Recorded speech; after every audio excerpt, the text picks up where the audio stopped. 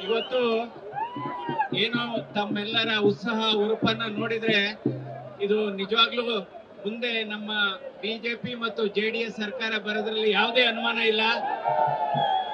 ಯಾಕೆಂದ್ರೆ ಕೆಲವರು ಬಹಳ ಬಹಳ ಬಹಳ ಬುದ್ಧಿವಂತರು ಅಂತ ಅನ್ಕೊಂಡಿದ್ದಾರೆ.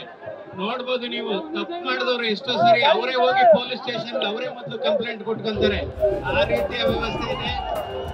ಇವತ್ತು ಸಮಯ ಮತ್ತು ಪರಿಸ್ಥಿತಿ ಬದಲಾವಣೆ ಆಗ್ತಾ ಇದೆ.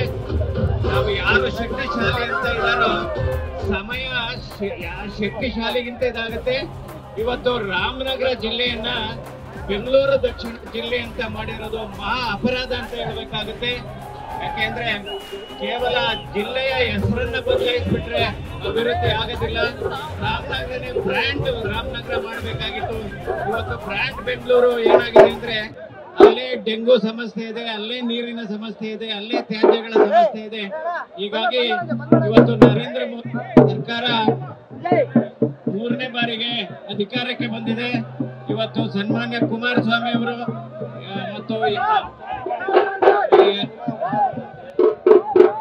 ಎಲ್ಲರೂ ಕೂಡ ಇವತ್ತು ಕುಮಾರಸ್ವಾಮಿ ಅವರು ಮತ್ತು ಹೋರಾಟಕ್ಕೆ ಬೆಂಬಲ ಕೊಟ್ಟಿದ್ದಾರೆ. ಹೇಳೋದೇ ಆದ್ರೆ ನಾನು ರಾಮನಗರ ಜಿಲ್ಲೆಯಲ್ಲಿ ಪ್ರವಾಸ ಮಾಡಿದಂತ ಸಂದರ್ಭದಲ್ಲಿ ಇವಾಗ ಶಾಲೆಗಳಲ್ಲಿ ಶಿಕ್ಷಕರಿಲ್ಲ, ಆಸ್ಪತ್ರೆಯಲ್ಲಿ ವೈದ್ಯರಿಲ್ಲ.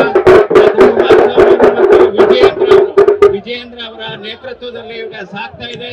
ಇದಕ್ಕೆ ನಿಜವಾಗ್ಲೂ ಅಂತಿಮವಾಗಿ ಈ ಜಯ ನಾವು ಏನ್ ಅನ್ಕೊಂಡಿದೀವಿ ಅದಕ್ಕೆ ಇನ್ನ 5-6 ದಿನದಲ್ಲಿ ಇದಕ್ಕೆ ಒಂದು ಮುಕ್ತಿ ಆಗುತ್ತೆ, ಇದಕ್ಕೆ ಜಯ ಸಿಗುತ್ತೆ ಅನ್ನುವ ವಿಶ್ವಾಸದಿಂದ ಮುಂದೆ ಹೋಗೋಣ. ನ್ಯೂಸ್ ಫಸ್ಟ್ ನಿರ್ಭೀತಿಯಿಂದ ನಿಮ್ಮ ಪರವಾಗಿ.